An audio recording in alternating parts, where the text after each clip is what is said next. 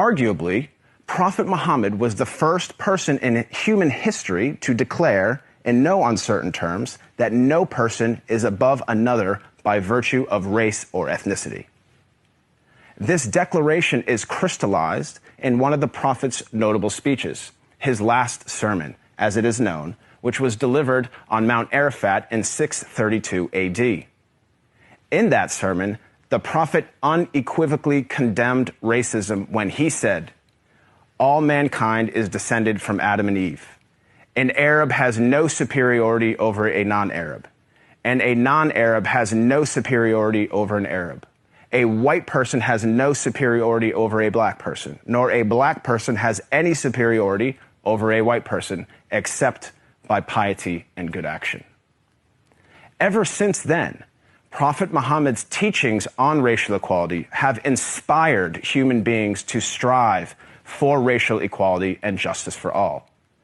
Consider the life of Al-Hajj Malik al-Shabazz, more commonly known as Malcolm X, the black Muslim civil rights leader who battled racism in the 1950s and 1960s.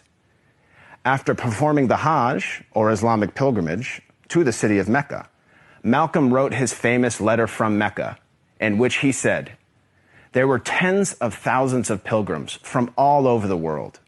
They were of all colors, from blue-eyed blondes to black-skinned Africans. But we were all participating in the same ritual, displaying a spirit of unity and brotherhood that my experiences in America had led me to believe never could exist between the white and the non-white." He added that he had never before seen sincere and true brotherhood practiced by all colors together, irrespective of their color. The Hajj for Malcolm represented a shift away from racism and towards racial equality. The teachings of Prophet Muhammad encouraged all people to strive towards anti-racism, which is quite different than simply non-racism. While non-racists do not openly express prejudiced views, they also do not work to dismantle racism in any given society. The Prophet of Islam actively challenged and dismantled the covert, the overt, and the systematic racism around him.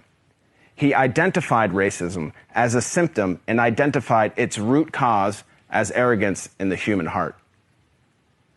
As our world becomes more and more diverse and interconnected, it is imperative that we strive to follow the teachings of Prophet Muhammad.